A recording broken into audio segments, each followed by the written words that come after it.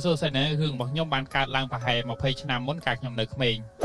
nơi bên nút nhóm nâng mất phe là bọc nhóm bàn phơi kho hay bàn chụp cua nặng đại dương mình cua tổ áo đam bay cầm ỏi khát pé số mọi nhóm chập đàm rương là bọc nhóm trời prap viên mà đòn tiết bàn card lang và hè một page nam muốn nhóm card nơi không xã cung chân ở bọt muối vi chia đồng bón cây cò muối ở phục mà đây là bọc nhóm miền ca nghề thưa phụ kê trời thưa ca tiền dục chẳng ngay phụ kê mình miền pê là cùi riêng tê nơi bên nút nhóm mình trong mình tô nè nam mà nè tê phần tay đại xa tại thản nạn sòng cung nâng là biết cật là bọc nhóm việt thưa nhóm miền tầm lò bạc rọ muối nhóm ruột nơi chỉ vật bọc nhóm pê khắc nhóm sắc xa pê khắc nhóm mình ban sắc xa nhóm còn đại tơ xà riêng và nó phần tay rương muối đại nhóm miền hay nhóm miền mô tả nạp hiệp dạng khăng nút từ thang nhóm miền bật phẹ chỉ tràn đại sải đi chỉ muối khía phụ kê từ nam cả na chỉ muối khía phụ kê trôi chặt chi lan nơi pê dục rư này dây ở sầm mạnh tới dương chỉ cầm khmênh đại bằng cao bẩn túc nâng cao đồng khan đo mình nút rồi hốt đo ngày muối nhom ban luôn nơi chỉ vật bọc nhom rồi hốt đo nhom miền là dù ba hai đập bờ chân nằm nơi ngày nút pe nhom cầm pong lên nơi tiệt mật tập hẹ bọc nhom miền mật tập hẹ mà nẹt tiết mua tỏi quạt bàn tam nhom đòi lan pe quạt mà đó quạt bàn đào trâu màu môi sân tu còi máu quạt bàn nghiện mà rột nhom hay như dây thà ơi nhom tan tầng á nhom bật đằng thà và pôn nhom miền pành hà vậy tê niêng tay để chua cho môi nhom hay nơi pe đại niêng chua kia kháng niêng tay để chọn bay bị nhóm mặt đai sờ bài chất không chỉ vật bọc nhóm tệ ta mà quay đằng trong ban lưới nhóm tự ta prap nè tha tôi bây chỉ dừng hai kia từ bên tầm máu tha và pôn rư và pôn cả đôi tam bất tư mật bọc nhóm miên là dụ tâm tại đọc bằng tươi năm phần nó niêng cạn môn trong phần man khai phần nó pôn để đi mà nè tiết rương đi can tại thôn ngồi tại tiết luôn niêng miên là dụ tâm tại đọc ram năm phần nó niêng nơi khmênh hay nơi tại chỉ khmênh chấm tung dương ban để dây kia nơi ngày nút dương ban phật si đừng chỉ chơi kia dương ban để dây kia đôi thò mà đaแต่ខ្ញុំបាន កត់សម្គាល់ឃើញថាមិត្តភ័ក្តិរបស់ខ្ញុំម្នាក់នេះឈ្មោះថយគាត់ក៏មិនសប្បាយជាមួយយើងដែរពេលដូចជាគាត់តានតឹងខ្លាំងណាស់គាត់មានអ្វីមួយនៅក្នុងចិត្តរហូតដល់ពាក់កណ្ដាលអាត្រៀតប្រហែលម៉ោង 10 យប់ថយបានងាកមករកខ្ញុំម្ដងទៀតហើយប្រាប់ខ្ញុំថាអើយបើអ្នកមិនស្វឹងពេកទេតើអ្នកអាចជួយខ្ញុំបានទេតើអ្នកអាចទៅជាមួយខ្ញុំបានទេតើអ្នកអាចជិះឡានទៅជាមួយខ្ញុំបានទេខ្ញុំចង់និយាយជាមួយប្រពន្ធរបស់ខ្ញុំដូច្នេះយើងអាចដោះស្រាយស្ថានភាពបានបើយើងបែកគ្នាយើងនឹងបែកគ្នាខ្ញុំមិនគិតថាយើងគួរទៅឥឡូវនេះទេឥឡូវយើងមិនទៅទេចាំមើលរហូតដល់វាស្ងប់សិនយើងអាចគេងនៅទីនេះយប់នេះយើងនឹងនិយាយគ្នានៅពេលព្រឹកទោះបីជាខ្ញុំនិយាយបែបនោះក៏ដោយថយបាននិយាយថាគាត់ចង់និយាយជាមួយប្រពន្ធរបស់គាត់បើមិនដូច្នោះទេគាត់នឹងមិនអាចគេងលក់នៅយប់នេះទេមួយសន្ទុះក្រោយមកឃើញមិត្តរបស់គាត់មានការតូចចិត្តខ្ញុំបានប្រាប់គាត់ថាបើដូច្នោះមែនបើឯងចង់ទៅខ្ញុំនឹងជូនឯងទៅជាមួយឯងប៉ុន្តែបើយើងឆ្លោះគ្នាបើយើងបែកគ្នាមែនខ្ញុំនឹងវាយឯងហើយស្រែកដាក់ឯងម្ដងទៀតពេលនោះតយងក់ក្បាលខ្ញុំលែងចង់គិតអំពីវាទៀតហើយបន្ទាប់ពីនោះខ្ញុំបានយកឡានរបស់ខ្ញុំទៅជាមួយហើយនាំគាត់ចេញទៅខ្ញុំមានមិត្តភក្តិ2នាក់ទៀតគឺចានិងនំពួកគេបានយកឡានហើយដើរតាមខ្ញុំពេលខ្ញុំត្រឡប់ទៅផ្ទះរបស់ថយវិញម្ដាយរបស់ថយបាននិយាយថាញូបានទៅផ្ទះរួចហើយបានសុំឲ្យប្អូនស្រីរបស់គាត់ទៅទទួលគាត់នៅពេលល្ងាចបន្ទាប់ពីនោះខ្ញុំបានបើកឡានដឹកគាត់ទៅផ្ទះរបស់ញូពេលយើងទៅដល់ទីនោះយើងឃើញថាញូរស់នៅតែម្នាក់ឯងដោយគ្មានឪពុកម្ដាយនិងប្អូនស្រីរបស់គាត់ដូច្នេះខ្ញុំបានប្រាប់មិត្តខ្ញុំថាប្រសិនបើដូច្នោះមែនអ្នកអាចនិយាយជាមួយគាត់ដោយខ្លួនឯងខ្ញុំនិងមិត្តខ្ញុំបានរងចាំនៅខាងក្រៅព្រោះខ្ញុំមិនចង់ជាប់ពាក់ព័ន្ធបើខ្ញុំចូលរួមវានឹងខ្លាចជារឿងរញ៉េរញ៉ៃបន្ទាប់ពីនោះខ្ញុំនិងមិត្តភក្តិ2នាក់ទៀតបាននិយាយគ្នាហើយរងចាំនៅចំណុចចតម៉ូតូពេលថយចូលទៅបានមួយសន្ទុះខ្ញុំមានអារម្មណ៍ថាវាត្រូវការពេលយូរហើយបរិយាកាសក៏ស្ងាត់ឈឹងគ្មានសំឡេងអ្វីទាំងអស់វាហាក់ដូចជាយើងអាចចុះសម្រុងគ្នាបានបន្ទាប់ពីនោះមិត្តភក្តិ2នាក់ទៀតចង់ទៅផ្ទះវិញដូច្នេះខ្ញុំបានប្រាប់ពួកគេថាប្រសិនបើដូច្នោះមែនអ្នកអាចត្រឡប់ទៅផ្ទះវិញមុនខ្ញុំនឹងរងចាំនៅទីនេះខ្ញុំនឹងទៅយកគាត់ដោយខ្លួនឯងខ្ញុំបានរងចាំមួយសន្ទុះប៉ុន្តែពេលចានិងនំត្រឡប់ទៅផ្ទះវិញខ្ញុំបានឮសំឡេងរបស់ថយកាន់តែខ្លាំងឡើងនិងសំឡេងរបស់ញូកាន់តែខ្លាំងឡើងពេលយើងនិយាយគ្នាមួយសន្ទុះសំឡេងនោះកាន់តែខ្លាំងឡើងដូចជាយើងកំពុងឆ្លោះគ្នាដូច្នេះខ្ញុំគិតថាប្រសិនបើខ្ញុំមិនត្រឡប់ទៅផ្ទះវិញហើយសំឡេងនោះមិនស្ងាត់ជាងនេះទេខ្ញុំនឹងទាញគាត់ចេញឬធ្វើអ្វីមួយដើម្បីនាំគាត់មកវិញប៉ុន្តែពេលខ្ញុំកំពុងរងចាំខ្ញុំបានឃើញញូរត់ចុះតាមជណ្ដើរខាងក្រោយផ្ទះដូចជាគាត់កំពុងរត់គេចខ្លួនដោយភាពភ័យខ្លាចពេលគាត់រត់ចុះញូរត់ចូលទៅក្នុងព្រៃចេកហើយរត់ចូលទៅក្នុងសួនច្បារនៅពីក្រោយផ្ទះដូចជាគាត់ជិតអស់ពេលវេលាដូចជាគាត់ភ័យខ្លាចខ្លាំងណាស់បន្ទាប់មកគាត់រត់ចេញដូចជាគាត់មិនខ្វល់ពីជីវិតរបស់គាត់ទេបន្ទាប់ពីនោះខ្ញុំបានឃើញថយរត់ចុះមកហើយដើរតាមគាត់ទៅខាងក្រោយព្រៃពេលខ្ញុំឃើញគាត់ស្ថិតក្នុងស្ថានភាពមិនល្អខ្ញុំក៏បញ្ញាប់រត់ហើយព្យាយាមដើរតាមគាត់ប៉ុន្តែស្ដាប់ចុះពេលខ្ញុំកំពុងដើរតាមគាត់វាបានប្រែថាមុនពេលខ្ញុំអាចទៅដល់ទីនោះមានសំឡេងមួយកាន់តែខ្លាំងឡើងដែលខ្ញុំមិននឹកស្មានដល់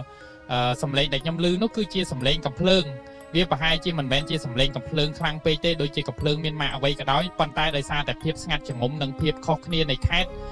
សំឡេងនោះខ្លាំងពេកដូចជាវាមកពីគ្រប់ទិសទីដែលខ្ញុំភ្ញាក់ផ្អើលហើយបញ្ញាប់អង្គុយចុះលើឥដ្ឋ ប៉ុន្តែពេលខ្ញុំដឹងខ្លួនវិញខ្ញុំចាប់ផ្ដើមមានអារម្មណ៍មិនល្អហើយព្យាយាមដើរចូលទៅខ្ញុំបន្តដើររហូតដល់ចំណុចមួយដែលខ្ញុំស្ទើរតែភ្ញាក់ផ្អើលពេលឮថាមិត្តរបស់ខ្ញុំឈ្មោះថយកំពុងកាន់កាភ្លើងដែលតំណងជារបស់ពុកគាត់ហើយអ្វីដែលគាត់បានធ្វើគឺគាត់បានបាញ់ញួររហូតដល់ញួរដួលទៅលើដីឈួតណាស់ថយបានឯងបានធ្វើអ្វីបន្ទាប់ពីនោះខ្ញុំឃើញថយញ័រខ្លួនដូចជាគាត់កំពុងធ្វើវាដោយមិននិយាយអ្វីទាំងអស់ចំពោះខ្ញុំពេលខ្ញុំដឹងខ្លួនវិញខ្ញុំបញ្ញាប់ទៅរកញួរហើយពេលទៅដល់ទីនោះខ្ញុំទទួលស្គាល់ថាខ្ញុំមិនហ៊ានប៉ះឬជួយគាត់ទេព្រោះញួរត្រូវបានបាញ់ពីក្រោយហើយគ្រាប់កាភ្លើងបានទម្លុះពោះរបស់គាត់មានឈាមហូរច្រើនហើយរាងកាយរបស់គាត់មិនកម្រើកទេមានន័យថាគាត់ប្រហែលជាស្លាប់ហើយដោយសារខ្ញុំភ្ញាក់ផ្អើលនិងមិនដឹងថាត្រូវធ្វើអ្វីខ្ញុំក៏បញ្ញាប់ដើរចេញហើយតយក៏ដើរតាមខ្ញុំពេលខ្ញុំចុះពីលើឡានតូចបានប្រាប់ខ្ញុំឲ្យជួយគាត់រត់គេចខ្លួនដោយសារខ្ញុំភ្ញាក់ផ្អើលនិងងឿងឆ្ងល់ហើយមិនដឹងថាត្រូវធ្វើអ្វីខ្ញុំក៏ចាប់ផ្ដើមឡានហើយបើកឡានចេញទៅខ្ញុំមានការងឿងឆ្ងល់យ៉ាងខ្លាំងហើយមិនដឹងថាត្រូវធ្វើអ្វីទេហើយពេលខ្ញុំចុះពីលើឡានបានមកសន្ទុះតូចបានសួរខ្ញុំថាត្រូវធ្វើអ្វីព្រោះគាត់បានបាញ់គាត់ហើយខ្ញុំក៏នៅស្ងៀមគិតមិនចេញហើយក៏មិនដឹងថាត្រូវនិយាយអ្វីដែរមិនអើយបើដូច្នោះមែនបើឯងមិនដឹងអ្វីទេហើយមិនបានគិតច្រើនទេតើឯងអាចជួយខ្ញុំបានទេខ្ញុំសូមអង្វរឯងកុំរាយការណ៍ឬប្រាប់អ្នកណាអំពីអ្វីដែលបានកើតឡើងហើយអ្វីដែលបានកើតឡើងគឺតយបានសុំខ្ញុំមិនឲ្យរាយការណ៍ឬធ្វើអ្វីដោយមិនប្រាប់អ្នកណាទេហើយទុកវាចោលទៅព្រោះគ្មាននរណាម្នាក់ដឹងថាអ្នកណាធ្វើវាទេព្រោះឪពុករបស់គាត់ជាព្រះសង្ឃនិងជាចៅប្លន់ហើយបានធ្វើច្រើនដល់អតីតភរិយារបស់គាត់ដូច្នេះគាត់ប្រហែលជាបានសុំជំនួយពីអ្នកដទៃគ្មាននរណាម្នាក់ចង់សុំជំនួយពីក្មេងដូចយើងទេខ្ញុំភ្ញាក់ផ្អើលយ៉ាងខ្លាំងហើយមួយសន្ទុះក្រោយមកខ្ញុំបានរើមុខចេញហើយសម្រេចចិត្តទទួលយកការផ្ដល់ជូនរបស់គាត់ហើយពេលខ្ញុំកំពុងបើកឡានទៅស្ពានពេលខ្ញុំហៀបនឹងឆ្លងទន្លេដែលជាទន្លេធំមួយតយបានដាក់ដៃលើចង្កេះខ្ញុំហើយបោះកាភ្លើងចូលទៅក្នុងទន្លេ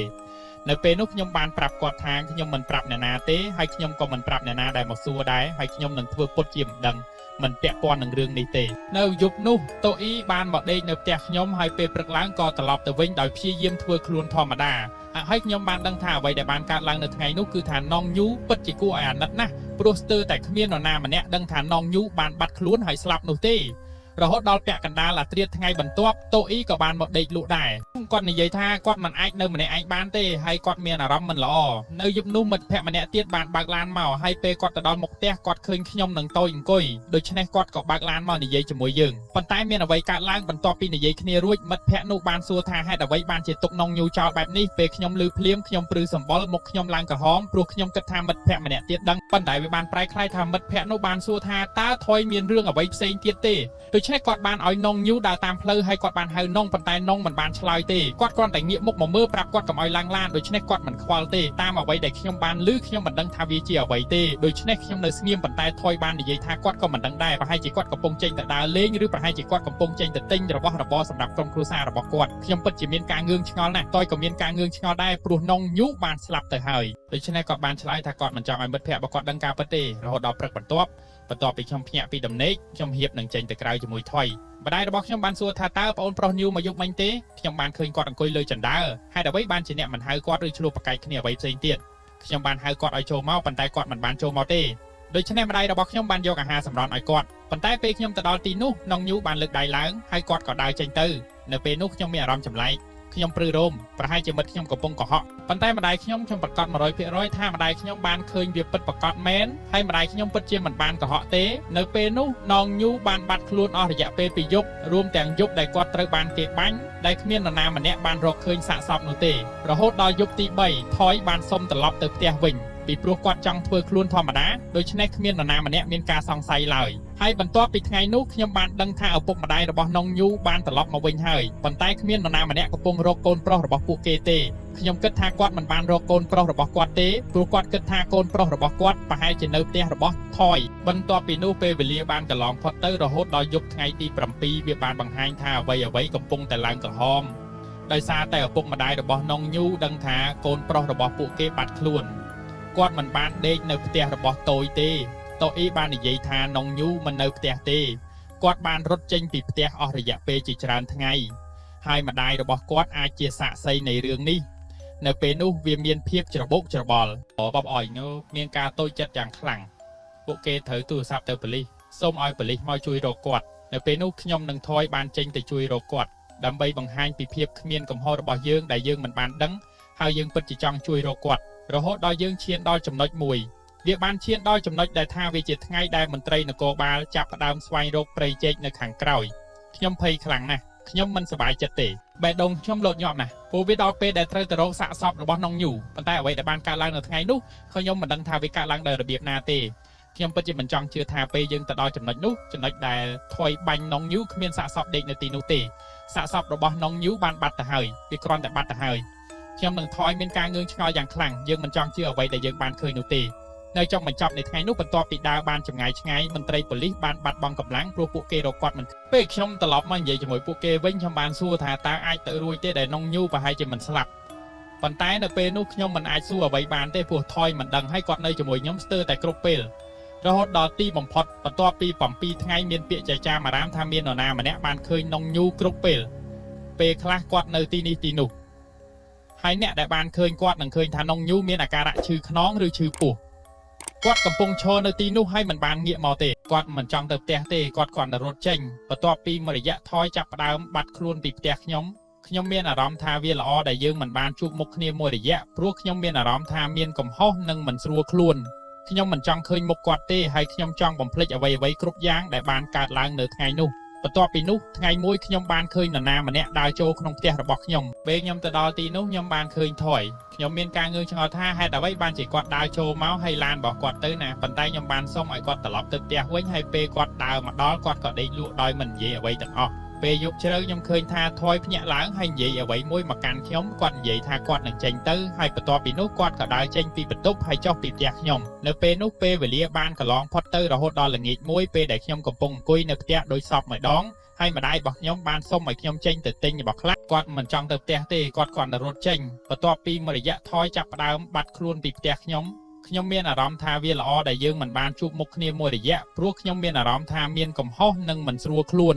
នខ្ញុំមិនចង់ឃើញមុខគាត់ទេហើយខ្ញុំចង់បំភ្លេចអ្វីៗគ្រប់យ៉ាងដែលបានកើតឡើងនៅថ្ងៃនោះបន្ទាប់ពីនោះថ្ងៃមួយខ្ញុំបានឃើញនរណាម្នាក់ដើរចូលក្នុងផ្ទះរបស់ខ្ញុំពេលខ្ញុំទៅដល់ទីនោះខ្ញុំបានឃើញថយខ្ញុំមានការងឿងឆ្ងល់ថាហេតុអ្វីបានជាគាត់ដើរចូលមកហើយឡានរបស់គាត់ទៅណាប៉ុន្តែខ្ញុំបានសុំឲ្យគាត់ត្រឡប់ទៅផ្ទះវិញហើយពេលគាត់ដើរមកដល់គាត់ក៏ដេកលក់ដោយមិននិយាយអ្វីទាំងអស់ពេលយប់ជ្រៅខ្ញុំឃើញថាថយភ្ញាក់ឡើងហើយនិយាយអ្វីមួយមកកាន់ខ្ញុំគាត់និយាយថាគាត់នឹងចេញទៅហើយបន្ទាប់ពីនោះគាត់ក៏ដើរចេញពីបន្ទប់ហើយចុះពីផ្ទះខ្ញុំនៅពេលនោះពេលវេលាបានកន្លងផុតទៅរហូតដល់ល្ងាចមួយពេលដែលខ្ញុំកំពុងអង្គុយនៅផ្ទះដោយសពម្ដងហើយម្ដាយរបស់ខ្ញុំបានសុំឲ្យខ្ញុំចេញទៅទិញរបស់ខ្លះព្រោះស្អែកម្ដាយរបស់ខ្ញុំនឹងសម្រាលកូនដូច្នេះខ្ញុំបានបើកឡានចេញហើយនៅយប់នោះពេលដែលខ្ញុំកំពុងធ្វើដំណើរត្រឡប់មកវិញខ្ញុំមិនដឹងថាខ្ញុំកំពុងគិតអ្វីទេប៉ុន្តែខ្ញុំមានអារម្មណ៍ចម្លែកដូច្នេះខ្ញុំបានបើកឡានជុំវិញហើយដើរកាត់ផ្ទះរបស់ញើនិងលោកអ្នកបើកបរពេលខ្ញុំបើកឡានត្រឡប់មកផ្ទះវិញនៅថ្ងៃនោះពេលខ្ញុំហៀបនឹងដើរកាត់ខ្ញុំបានឃើញញើកំពុងកវីដៃនៅក្បែរផ្ទះនៅពេលនោះខ្ញុំពិតជាភ្ញាក់ផ្អើលយ៉ាងខ្លាំងព្រោះញើប្រហែលជាមិនទាន់ស្លាប់ទេហើយប្រសិនបើវាជាករណីឃាតកម្មអ្វីៗនឹងក្លាយជារឿងធំដុំប៉ុន្តែទោះជាយ៉ាងណាក៏ដោយខ្ញុំបានឈប់ហើយដើរចូលទៅជួបញើពេលខ្ញុំទៅដល់ទីនោះខ្ញុំបានឃើញញើឈរឡើង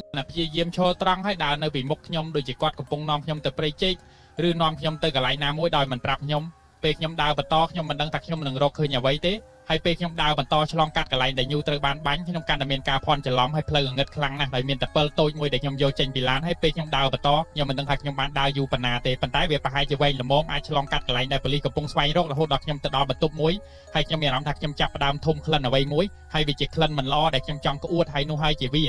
បើអត់ពេលខ្ញុំឃើញជើងមកគូអណ្ដែតឡើងពីលើឥដ្ឋប្រហែល 1.5 ម៉ែត្រឲ្យស្ដាប់ខ្ញុំសិនពេលខ្ញុំបើកពិលខ្ញុំឃើញអ្វីមួយដែលខ្ញុំមិននឹកស្មានថាខ្ញុំនឹងឃើញហើយអ្វីដែលខ្ញុំឃើញគឺថាមិត្តចិត្តស្និទ្ធរបស់ខ្ញុំកំពុងចងកសម្លាប់ខ្លួននៅលើដើមឈើធំមួយហើយមុខមាត់និងភ្នែករបស់គាត់ហូរឈាមហើយឈាមនិងឈាមចាប់ផ្ដើមហូរហើយវាចេញពីខ្លួនរបស់គាត់ខ្ញុំឈួតហើយខ្ញុំរត់ចេញពីខួរក្បាលហើយពេលខ្ញុំចេញទៅខាងក្រៅខ្ញុំរត់ទៅផ្ទះរបស់គាត់ភ្លាមហើយពេលខ្ញុំស្រែកឪពុកម្ដាយរបស់គាត់បានចេញមកហើយពួកគេបានសួរថាមានអ្វីកើតឡើងចំពោះខ្ញុំហើយខ្ញុំបានធ្វើអ្វីនៅខាងក្នុងហើយខ្ញុំបានប្រាប់ពួកគេថាខ្ញុំបានឃើញមិត្តចិត្តស្និទ្ធរបស់ខ្ញុំបានស្លាប់ហើយមនុស្សគ្រប់គ្នាមានការភ្ញាក់ផ្អើលហើយពេលអ្នកភូមិបានដឹកប៉ូលីសបានមកហើយពួកគេបានចូលទៅខាងក្នុងហើយមើលសន្ទុះក្រោយមកពេលយើងទៅដល់ទីនោះយើងឃើញថាបរោះដែលស្លាប់នោះពិតជានៅខាងក្នុងមែនហើយអ្នកដឹងទេអ្វីដែលធ្វើឲ្យខ្ញុំភ្ញាក់ផ្អើលនោះគឺថានៅពីក្រោយដើមឈើធំនោះមានរឿងមិននឹកស្មានដល់មានរុនមួយប៉ុន្តែវាមិនធំប្រមាណទេហើយវាមានមនុស្សប្រហែលកន្លះនាក់ដូច្នេះពួកគេបានជីកវាហើយអ្វីដែលបានកើតឡើងបន្ទាប់ពីពួកគេបានជីកវាពី3ដងវាមិនជ្រៅប្រមាណទេពួកគេបានរកឃើញថានៅខាងក្នុងមានសាកសពមួយហើយសាកសពនោះកំពុងលុតជង្គង់ហើយគាត់ត្រូវបានគេបញ្ចុះបែបនោះខ្ញុំមានការភ្ញាក់ផ្អើលយ៉ាងខ្លាំងដូច្នេះខ្ញុំបានសារភាពអ្វីគ្រប់យ៉ាងដែលបានកើតឡើងមុននេះតែខ្ញុំបានធ្វើអ្វីចំពោះគាត់ ពុកម្ដាយរបស់គាត់មានការសោកសៅយ៉ាងខ្លាំងហើយពួកគេបានយំហើយបន្ទាប់ពីនោះការសន្និដ្ឋានគឺបន្ទាប់ពីគាត់ត្រូវបានគេបាញ់គាត់បានស្លាប់ដោយដែលខ្ញុំបានឃើញប៉ុន្តែថ្ងៃបន្ទាប់ពីថ្ងៃដែលគាត់ត្រឡប់មកពីផ្ទះរបស់ខ្ញុំវិញគាត់ស្ងប់ស្ងាត់ណាស់គាត់មិនដឹងអ្វីទាំងអស់ប៉ុន្តែតាមពិតគាត់នឹងបញ្ចុះគាត់ហើយគាត់គិតថាដោយសារតែដីរឹងគាត់អាចជីកបានតែពាក់កណ្ដាលប៉ុណ្ណោះដូច្នេះគាត់ត្រូវគ្របរាងកាយរបស់គាត់ហើយគាត់ត្រូវបានគេបញ្ចុះបែបនោះហើយសាកសពរបស់ថយហៀបនឹងស្លាប់ប៉ុន្តែមុននោះគាត់បានត្រឡប់មកវិញតិចជាង5ឬ6ថ្ងៃឬប្រហែលជាមួយសប្តាហ៍ដោយសារតែរាងកាយរបស់គាត់រលួយដូច្នេះគាត់អាចរត់ចេញពីកំហុសពីភាពតានតឹងពីសម្ពាធដែលគាត់មិនអាចទ្រាំទ្របានហើយពីស្ថានភាពរាងគាត់អាចឡើងហើយចាក់ចែងព្រោះมันមានការប្រយុទ្ធគ្មានគ្រោះថ្នាក់ទេហើយប៉ះសិនបើវាគឺបែបនោះប៉ះសិនបើគាត់ស្លាប់5ឬ6ថ្ងៃឬប្រហែលជាតិចជាងមួយសប្តាហ៍តើវាអាចកើតឡើងដោយរបៀបណាដែលយប់មិញគាត់នៅតែដេកនៅផ្ទះខ្ញុំបន្ទាប់ពីនោះពេលខ្ញុំគិតអំពីវាប៉ះសិនបើខ្ញុំប្រាប់គាត់ថាគាត់នឹងមិនទន់ជ្រាយទេគាត់ប្រហែលជាត្រូវជាប់គុកហើយគាត់មិនចាំបាច់ស្លាប់ទេហើយច្បាប់សម្រាប់យុវវ័យប្រហែលជាមិនតឹងរឹងប្រមាណទេប៉ុន្តែសម្រាប់គាត់នឹងត្រូវទទួលទោសគាត់មិនចាំបាច់ស្លាប់តែម្នាក់ឯងទេ